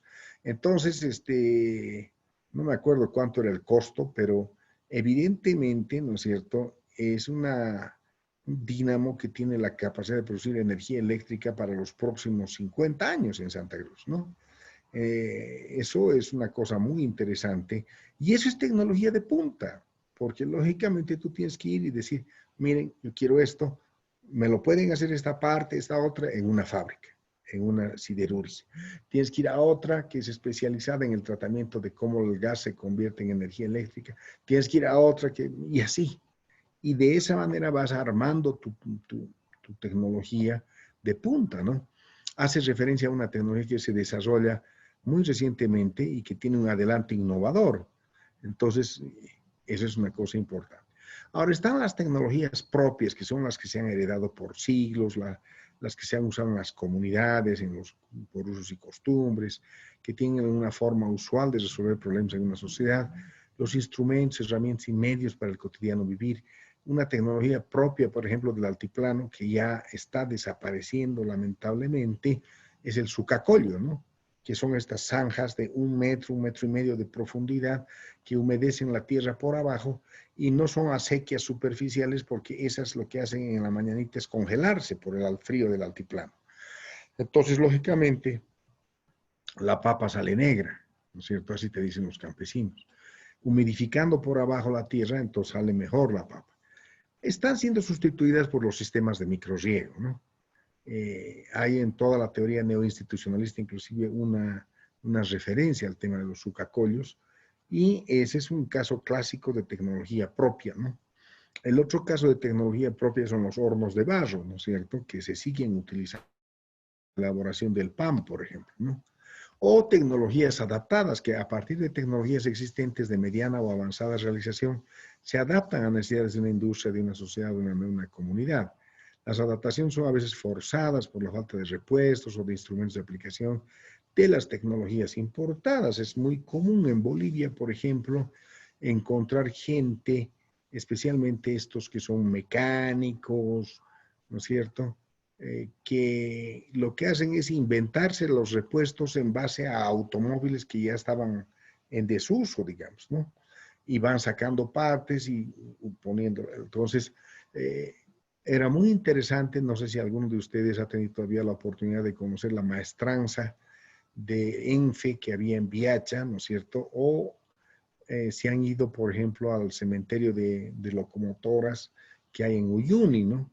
Ahí te das cuenta cómo realmente los mecánicos del ENFE eran unos campeones, porque estos tipos sacaban, ya no había esas locomotoras, no con repuestos que ya no había en el mercado, sino con repuestos que ellos fabricaban a partir de viejas locomotoras que ya habían entrado, digamos, en desuso y que por lo tanto eran piecitas que iban sacando de un lado, del otro y adaptándolas, ¿no? Esa es tecnología adaptada. Entonces, ENFE es el caso clásico de una tecnología adaptada, ¿no es cierto?, que ha permitido que siga funcionando la empresa con esos viejos ferrocarriles, ¿no es cierto?, y trenes con locomotoras a vapor. Y lógicamente, cuando todo el mundo ya estaba con locomotoras eléctricas, nosotros seguíamos usando, ¿no es cierto?, la tecnología del siglo XIX prácticamente, y haciendo funcionar nuestros ferrocarriles de esa manera. Hay todavía mecánicos que en el tema de automóviles funcionan de esa manera, ¿no? Hasta hace poco yo conocí a una persona a la cual le podía confiar a ojos cerrados, ¿no es cierto?, cualquier automóvil, porque era un hombre que era capaz de poner a funcionar el automóvil más viejo del mundo, lo hacía funcionar, ¿no es cierto?, tomando partes de otros automóviles, ¿no? Yo me acuerdo que un día había un automóvil Mercedes-Benz que almacén aduanero que era de don Alipio Valencia Vega, que era almacenes aduaneros, ¿qué se llamaba pues, este almacén aduanero? Alfa, que está en el kilómetro, más o menos en el kilómetro 10, camino a Viacha, ¿no? 8, por ahí. Y bueno, un día yo lo visité al gerente que era mi amigo y me dice, ¿y a vos no te interesaría un Mercedes-Benz modelos 1960 de colección, ¿no es cierto? Que nosotros tenemos aquí en desuso hace más de 20 años. A ver, lo veremos. Fui a ver y estaba pues en un descampado que había detrás de los almacenes aduaneros ahí botado, ¿no? Y era de un color borra de vino hermosísimo, de los asientos de cuero, en fin, obviamente las llantas ya totalmente desinfladas, ya no servían para nada. Entonces me dijo, lo que tú tienes que hacer es escribir a Mercedes-Benz y pedir que te manden un motor nuevo. Le dije, pero es que si hago eso, todo el valor de este automóvil se pierde, porque este automóvil vale por lo que es antiguo. Entonces lo que hay que hacer es reparar ese motor. ¿Qué vas a reparar? ¿Dónde vas a conseguir a alguien que te lo repare? Entonces, en esa época yo estaba dirigiendo un proyecto en Sucre. Y en Sucre yo conocí a un mecánico que tenía unas habilidades impresionantes. Era un tipo que de un alfiler te lo podía sacar, ¿no es cierto?, un repuesto. Entonces le pagué sus pasajes para que venga aquí a La Paz y vino, lo vio el automóvil y me dijo, puedo reparar. Entonces el automóvil lo compré baratísimo, no sé, $2,000, una cosa así. Y él lo montó en un camión, se lo llevó a Sucre y le tomó un año le tomó. Pero reparó todo, todo. Y ese automóvil luego, ¿no es cierto?, se vendió pues carísimo. No me acuerdo en cuánto se vendió, pero más de $10,000, obviamente, ¿no? Pero era por la habilidad de este tipo. Este tipo realmente era un artista. No era un mecánico, era un artista, ¿no? Eso es tecnología adaptada, ¿no? Es gente que es capaz de hacer, digamos, algún tipo de adaptaciones tecnológicas para lograr, digamos, que funcione. Y yo soy un convencido de que mucha gente en Bolivia que está dedicada al tema de mantenimiento de equipos es realmente gente que es experta en tecnología adaptada. Yo, por ejemplo, me quedo siempre admirado con los que se encargan del mantenimiento de los equipos de salud, ¿no? Estos que manejan los equipos de imagenología, los rayos X, estos de diálisis para los riñones, en fin, porque es gente que normalmente ya no, son equipos pues que datan de 1960, 70, 80, ya no hay repuestos para eso. Y estos técnicos van a la Caja Nacional, ¿no?, al Hospital General, y los reparan, porque se para el rayos X y no hay quien los repare. Y estos van y los reparan. ¿Qué hacen, díganme ustedes? Consiguen repuestos o ellos se fabrican los repuestos. No hay otra forma de entender eso, sino cómo. Ya no hay esos repuestos, ya no hay esas maquinarias, esas máquinas, esos equipos, ¿de dónde? Luego están la tecnología de mediano costo, que son recursos tecnológicos de mediana complejidad en su desarrollo. Por ejemplo, las sillas de ruedas, los caminadores, las mesas adaptadas, los mouse adaptados, los comunicadores eléctricos. Esos son equipos de mediano costo que básicamente se pueden, digamos, fabricar o reparar o mantener, digamos, sin mayor problema. Las tecnologías de apoyo, que también se refieren a las personas que tienen discapacidad motora, que, por ejemplo, filtros que facilitan el acceso a teclados, manejo de mouse, reemplazo del mismo trackball o el joystick o pulsadores y dispositivos personalizados. Eso también son tecnologías de apoyo que se pueden trabajar, digamos, sin mayor problema. Luego está en la ingeniería del proyecto la trazabilidad, que es esto de lo que les he dicho, ¿no? No es lo mismo que el layout. El layout es dentro del proceso productivo. La trazabilidad es desde el momento en que recibes la materia prima, el transporte, los procesadores, el transporte luego, ¿no es cierto?, a los centros de distribución ya del producto, estamos hablando, luego del centro de distribución, otra vez transporte a los puntos de venta, y esa trazabilidad es una cosa que tiene que estar perfectamente sincronizada, porque de lo contrario hay costos que tú no vas a poder asumir.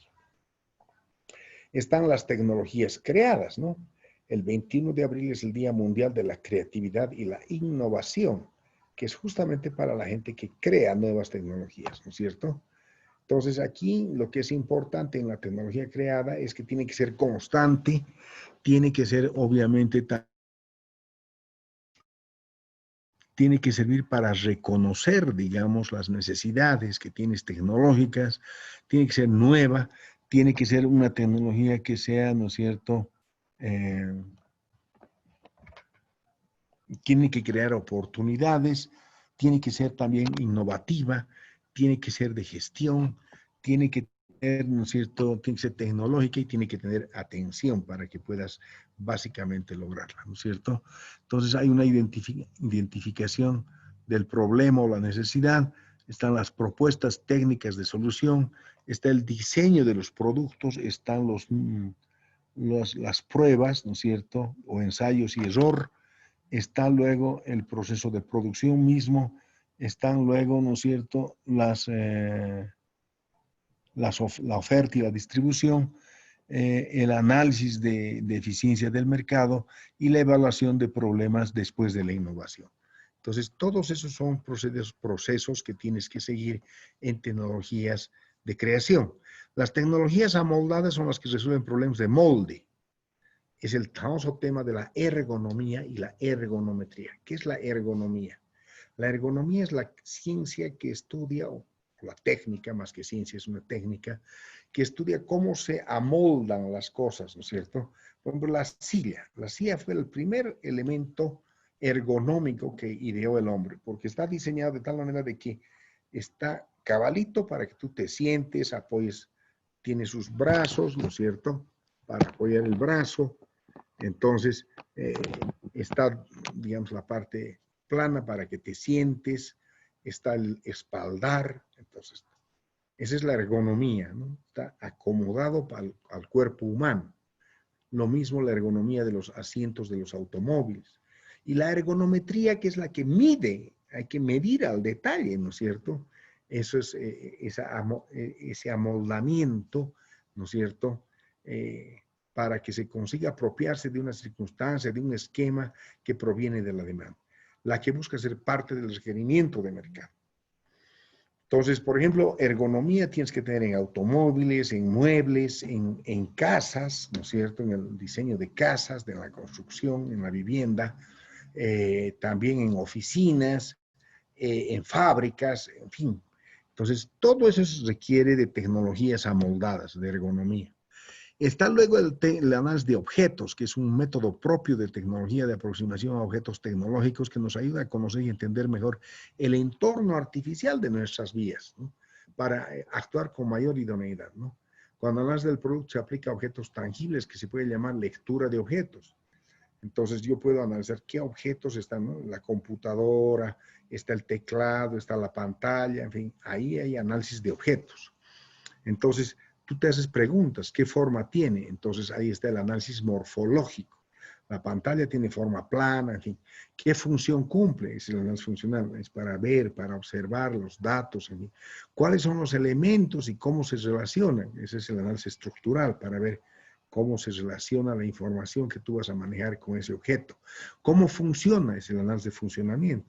Funciona cuando tú enciendes la computadora y puedes ver la pantalla. ¿Cómo está elaborado? ¿De qué materiales? Es el análisis tecnológico. Está hecho, ¿no es cierto?, de litio, está hecho también de zinc, está hecho de varios productos, ¿no es cierto?, que permiten que yo tenga esa pantalla. ¿En qué se diferencia de objetos equivalentes? Es el análisis comparativo.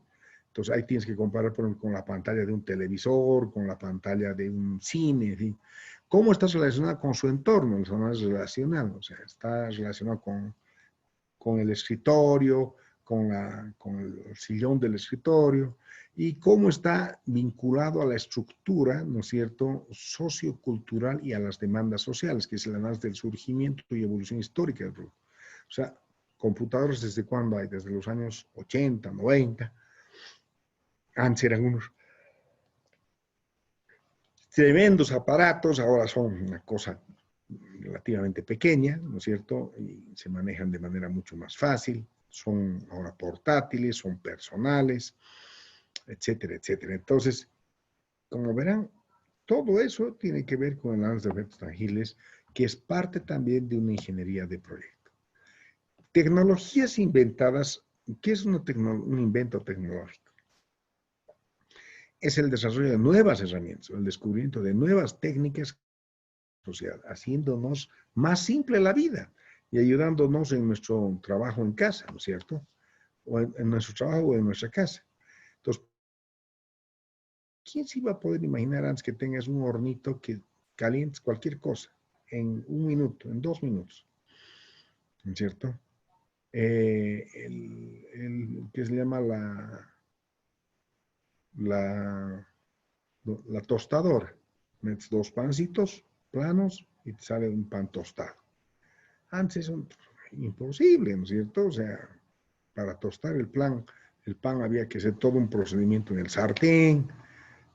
En fin, como pueden ver ustedes, son tecnologías que se han ido inventando y que han ido facilitando la vida de los seres humanos, ¿no es cierto?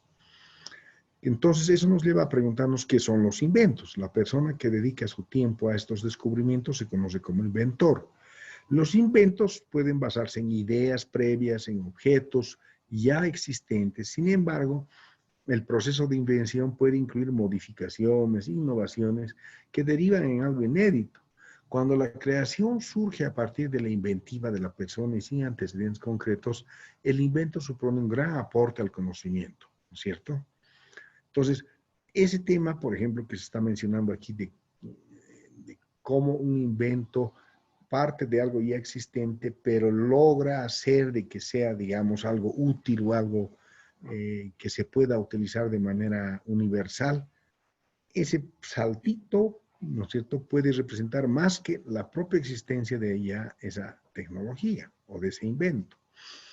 El caso más connotado en la discusión filosófica sobre el tema de los inventos lo tenemos con la energía eléctrica. Todo el mundo le atribuye la invención de la energía eléctrica a Thomas Alva Edison, ¿no es cierto?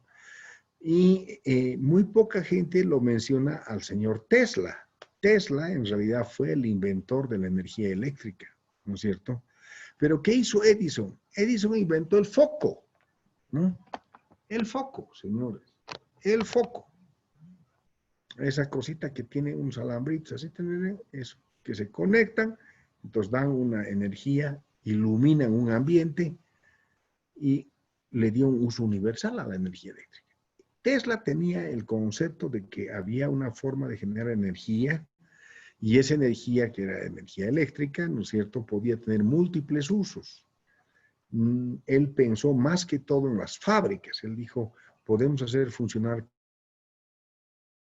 ¿no?, para que en lugar de que estén trabajando 14, 18 horas, sea algo eléctrico que lo haga funcionar a la hilandería y vayan tejiendo las telas, ¿no es cierto?, o hilando, perdón, las telas.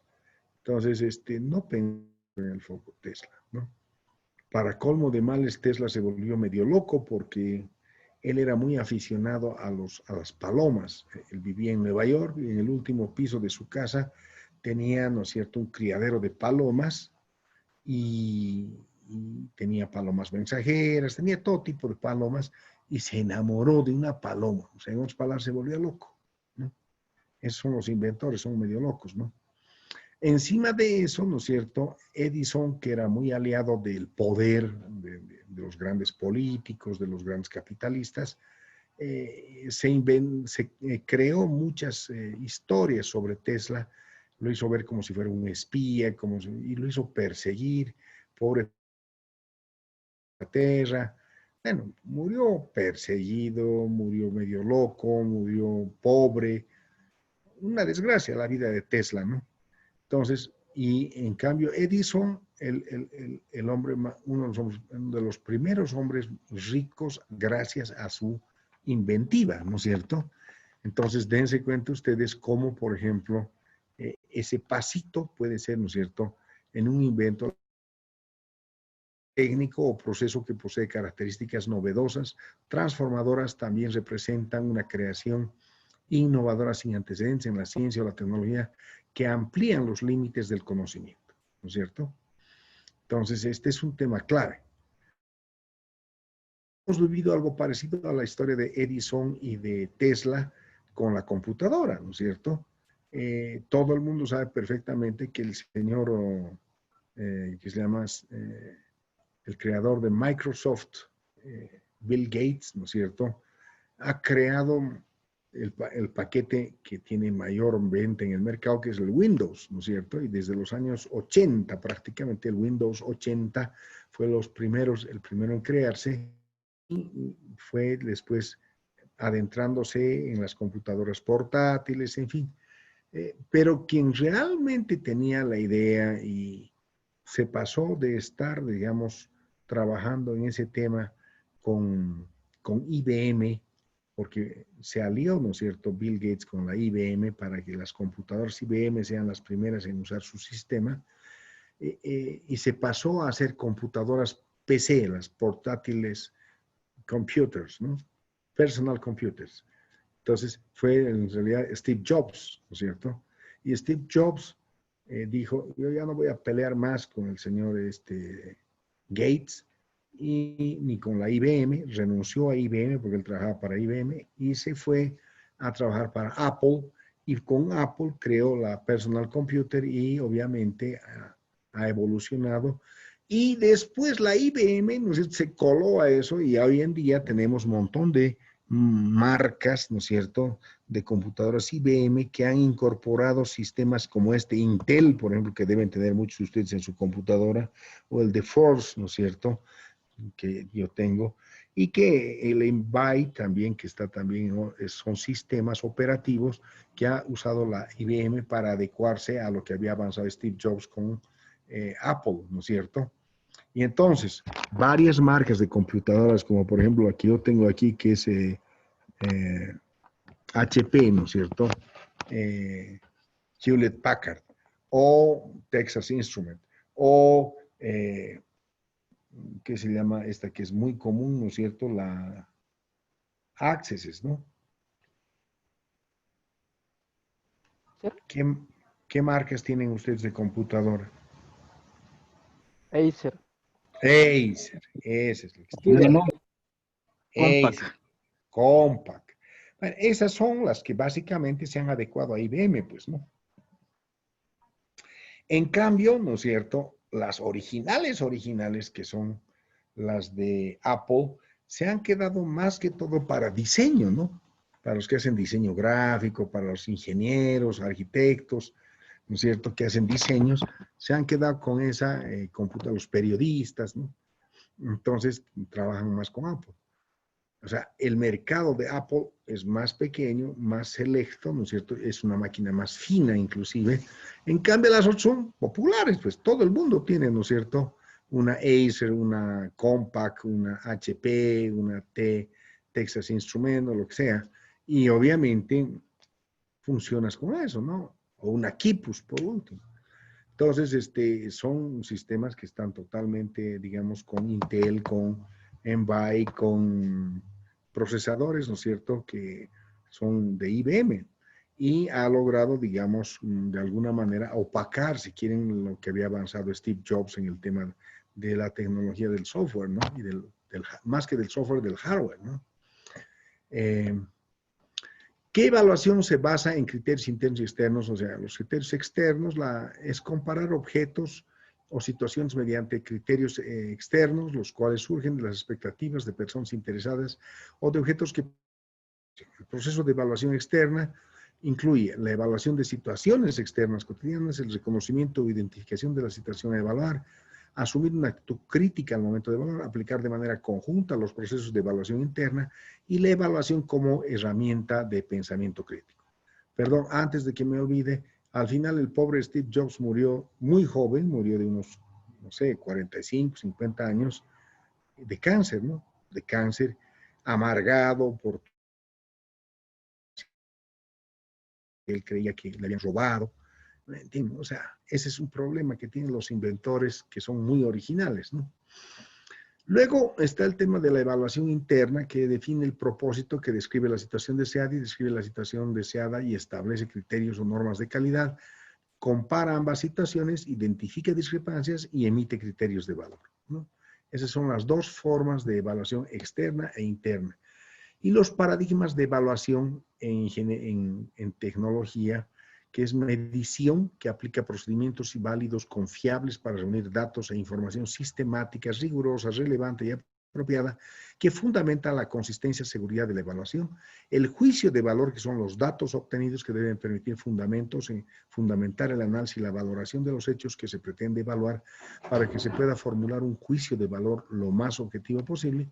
Y finalmente, lo más importante, que es la toma de decisiones. De acuerdo con la valoración emitida sobre la información disponible, se pueden tomar decisiones que convengan en cada caso. Entonces, yo tengo una idea para hacer un proyecto. Luego viene la preinversión. En la preinversión yo voy a hacer el perfil, la prefactibilidad, ¿no es cierto? En la factibilidad ya voy a hacer identificaciones. Voy a identificar el producto, voy a identificar el lugar donde voy a producir, hago la selección, voy a seleccionar los insumos, seleccionar la maquinaria y la formulación. Y voy a hacer la evaluación. Y hemos visto cómo hago la evaluación interna y externa, ¿no?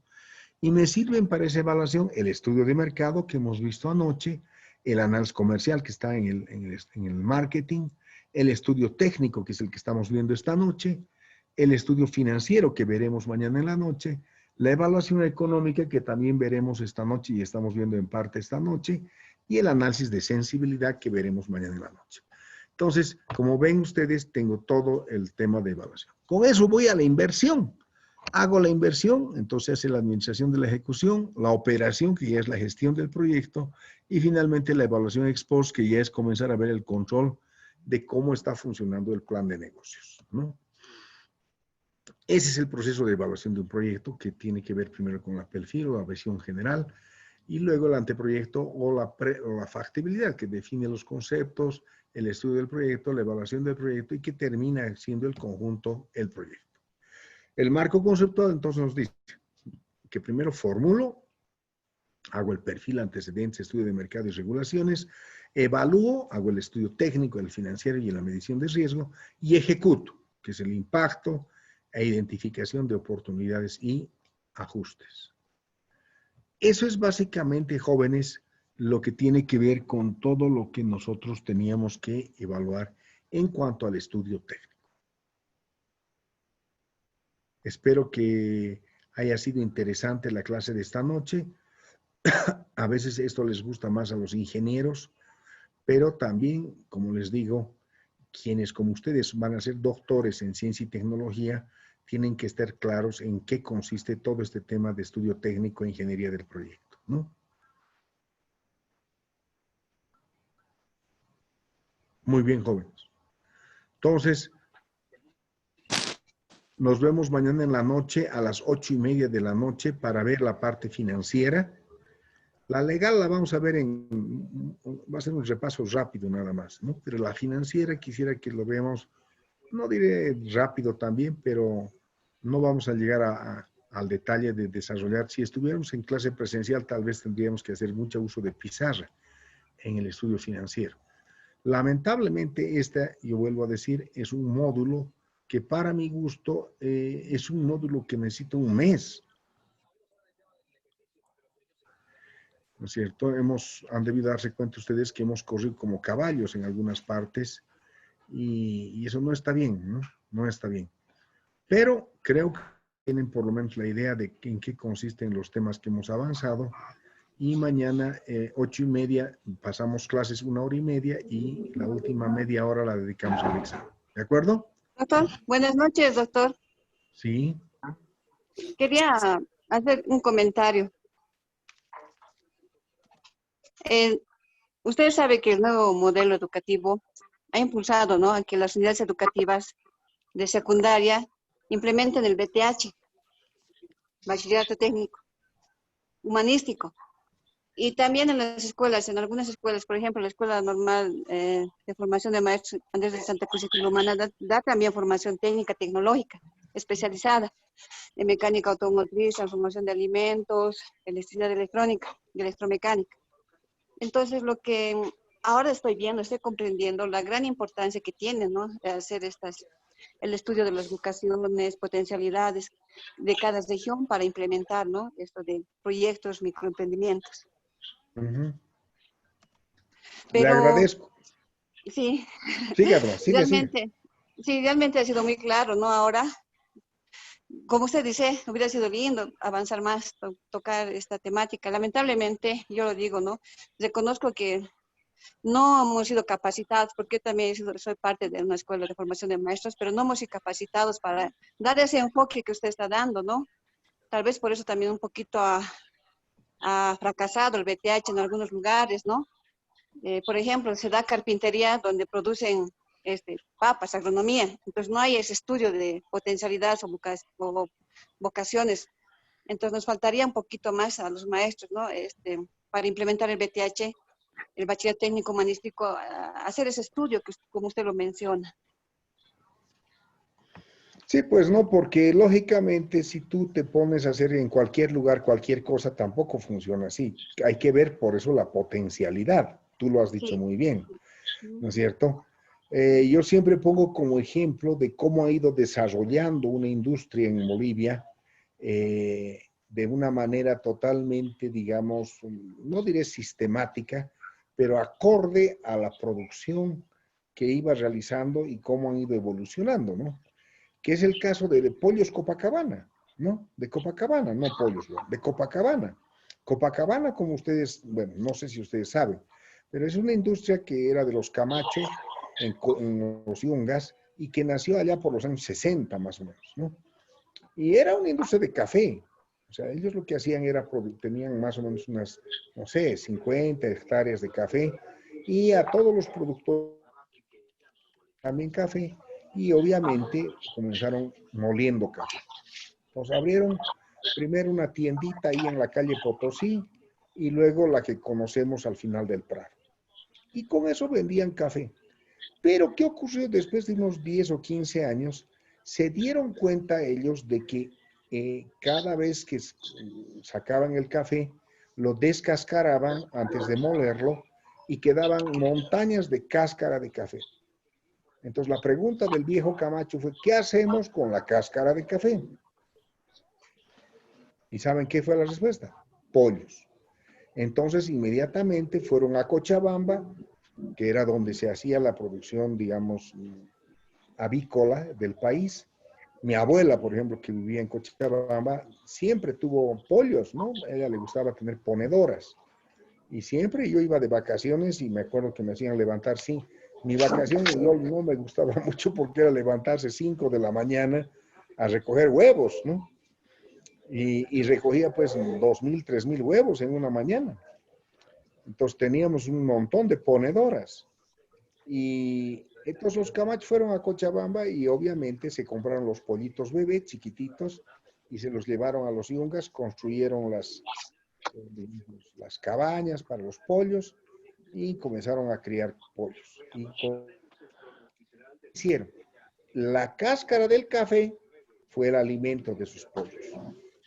Entonces se ahorraban en afrecho y en alimento balanceado un montón de plata, ¿no es cierto? Estaban aprovechando un producto extra para tener un segundo negocio. Luego de unos 10 años de producir pollos, los Camacho se dieron cuenta que tenían mucho conflicto con las caseras de los mercados. Les dejaban a las caseras del mercado Camacho, del mercado Rodríguez, del mercado de Miraflores y del mercado Yungas y del mercado Lanza, les dejaban pollos y cuando no he vendido todavía, o sea, les pagaban tarde, mal y nunca.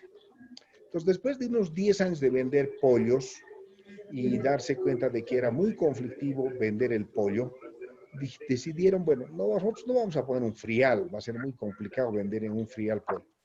¿Por qué no vendemos el pollo procesado? Entonces, se fueron y encontraron una experiencia que es la experiencia más exitosa de pollos a la bróster, que es la experiencia del pollo campero. El pollo campero es un pollo que inventaron, que se comenzó a producir de manera masiva en El Salvador. Nació en El Salvador, de ahí se trasladó a Guatemala, a Honduras, a Nicaragua, en fin, todo Centroamérica. Y después, como había tanto migrante latino a Estados Unidos, se abrió pollo campero en el estado de California y después en todos los estados del sur de Estados Unidos. O sea, pollo campero tú encuentras en Texas, en Arizona, en Nuevo México, todos los estados del sur de Estados Unidos. Y es un éxito total. El pollo campero además se ha ido especializando de una manera tal en que tú puedes entrar y pedirte, por ejemplo, señora, te dicen, ¿usted quiere crocante, semicrocante, picante, crocante, picante, semicrocante, o quiere simplemente una cosa más sin crocante, ¿no? O sea, tiene 5 variedades, digamos. No es como aquí que tú vas y solamente te dan una variedad de pollo, ¿no es cierto? En el pollo Copacabana. No, allá hay variedades. Y es pues, si el pollo Copacabana les gusta a ustedes, el pollo campero es delicioso. Mucho más rico. Entonces, al menos el crocante, es como galletitas realmente. Bueno, el asunto es de que fueron ellos y el hijo ya, que aprendió la técnica del pollo campero y volvió en los años 80 y puso el pollo Copacabana. Primero en su tiendita de la calle Potosí, ¿no es cierto? La mitad de la tienda la volvieron venta de café y la mitad pollo Copacabana. Luego al final del Prado abrieron también. Y luego ya se compraron ¿no es cierto? Ya fueron creciendo. En los años 90 vino la gran oportunidad porque vinieron los de pollo campero aquí, porque ya se ha abierto pollo campero en Ecuador, en Colombia creo que también, y en Perú se está por abrir o ya se ha abierto. Entonces vinieron aquí y les dijeron, señores, querían abrir en Bolivia y se dieron cuenta de que ya había el pollo Copacabana. Entonces les dijeron, les hacemos un trato. ¿Cuánto quieren por el nombre? Se dieron cuenta que ya era muy difícil competir con el nombre de pollo Copacabana. ¿Cuánto quieren por el nombre? ¿$1 millón? ¿2 millones? ¿Cuánto quieren? Y ellos la pensaron y dijeron, nos quedan 2 opciones. O recibimos $1 millón del pollo campero y nos dedicamos a hacer café nada más. O nos prestamos $1 millón del banco y compramos el terreno o la casa esa inmensa que había en Calacoto, que está en la calle 18, creo que es, o 19, y ponemos un mega restaurante de pollo Copacabana. O sea, o eras recibir $1 millón o endeudarte $1 millón, ¿te das cuenta? Y tomaron la segunda decisión. Y mira tú, a partir de ese negocio de Calacoto, han ido subiendo. Hoy en día Pollo Copacabana ya tiene más o menos unas 15 sucursales entre La Paz y el Alto. Han abierto ya Pollo Copacabana en Santa Cruz, en el famoso ese, donde hay un mall, digamos, de venta de boutiques y no sé qué. O sea, que ya han entrado al mercado de Santa Cruz. Van a entrar, el problema en Cochabamba es que tú tienes en Cochabamba 2 pollos a la bróster y el cochabambino le gusta comer harto. No le gusta tanto la calidad, sino si es harto, ¿no? Entonces, harto y barato. Entonces, ese es su conflicto, porque tienen que competir con el pollo Cochabamba y el pollo, ¿qué se llama? El de Doña Rosita, no sé qué es, ¿no? Panchita. Con la Panchita. Panchita. Entonces, su competencia es muy fuerte en Cochabamba. Por eso no han entrado a Cochabamba. Tú como del café, la cáscara del café, el pollo, del pollo al pollo a la bróster, y así tan. Y en 2 generaciones han llegado a ese punto y están creciendo. Están creciendo. Entonces, eso es tecnología, porque estás avanzando tecnológicamente, encontrando las, digamos, localizaciones, tecnologías, tamaño de mercado. ¿Me entiendes? Estás midiendo y avanzando. Ahí tienen ustedes un ejemplo claro ¿no es cierto? En la escuela en el MBA, en el Master in Business Administration que tiene la Universidad Católica con el programa de Harvard, siempre lo traíamos a Camacho para que nos cuente su experiencia, a Camacho hijo, y lo traíamos también al señor Vega, creo que es, ¿no? Sí, el dueño de helados, de estos helados, ¿qué se llaman? Estos helados que hay yogur, hay de todo. Sí. Victoria. ¿Qué se llaman? Victoria. Delicia. Delicia. Muy bien. Están todavía despiertos, por lo visto. Entonces, lo traíamos al de Delicia para que nos cuente. Y él también nos contaba su historia. Igual, él empezó haciendo refrescos, el famoso bolo. Muchos de ustedes han de comer bolo cuando estaban en colegio, ¿no? Que es agua con un colorante y un poco de dulce y listo. ¿No? ¿Cuánto vale? 50 centavos. Entonces, empezó, ahí saltó, ¿no es cierto?, a las bolsitas de jugo de naranja, como Tampico, así, y después, ¿no es cierto?, de yogur, leche, comenzó a vender leche, rescataba leche de la zona de batallas, después agarró y saltó, pues se consiguió un crédito de la cooperación holandesa y la cooperación danesa para mejorar su tecnología, instaló una buena planta en el Alto, y a partir de eso, Delicia va creciendo, ¿no es cierto? Y hoy en día tienes más o menos unas 7 variedades de yogur, tienes leche en 4 o 5 tipos de envase, tienes, ¿no es cierto?, además helados, tienes, bueno, refrescos, etcétera, etcétera.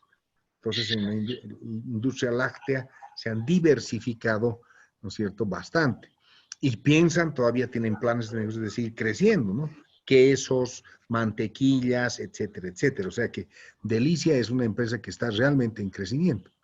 Y cuando le hicimos una pregunta al señor Vega, ¿y cuál es el producto de Delicia que más le rinde a usted? ¿Sabes qué nos contestó? ¿Qué creen? ¿Cuál creen que es? ¿El yogur, la leche? ¿Cuál creen que es? ¿El helado? El bolo. El bolo. El bolo. El bolo, porque el bolo cuesta 50 centavos, pero producir un bolo te cuesta 10 centavos. Y vendes millones de bolos al día. Obviamente ahora que están cerradas las escuelas, seguramente debe estar perdiendo plata, ¿no? Pero se abren las escuelas y en las vendedoras de la calle también tienes bolo, ¿no es cierto? Pero obviamente vendes más en las escuelas. Y obviamente un niño que va a tomar un bolo, porque necesita hidratarse. Lo primero que haces, sales al recreo y es un bolo, te chupas un bolo, ¿no es cierto? Entonces, el bolo sigue siendo el producto estrella de Delicia. Eso nos contestó a nosotros en la Católica en un seminario que hicimos de negocios cuando veíamos estos temas tecnológicos, ¿no? Entonces, a veces tú puedes evolucionar tecnológicamente, pero la tecnología primaria sigue siendo la más rendidora. A veces no, a veces creces tecnológicamente y la tecnología del final es la más rendidora. Ejemplo, Copacabana. En el otro caso, ejemplo, Delicia, ¿no es cierto? Todo depende del tipo de emprendimiento que tú hagas. Entonces, mucho depende de cómo vas organizando tu negocio, ¿no es cierto? Y la ingeniería del proyecto es clave. Bien, jóvenes, nos vemos mañana entonces a las 8:30 de la noche, ¿ya? Doctor, perdón, una consultita quisiera hacerle antes de retirarnos, va a disculpar. Estaba La leyendo última, pero porque tengo clases ahorita. de manera violenta. Estaba leyendo los apuntes de ayer y dice que el examen va a ser leer las presentaciones. Entonces quise descargar las presentaciones que se encuentran en la plataforma y hay una lista de 17 en la plataforma Moodle y en el grupo de WhatsApp hemos cargado 8 diapositivas.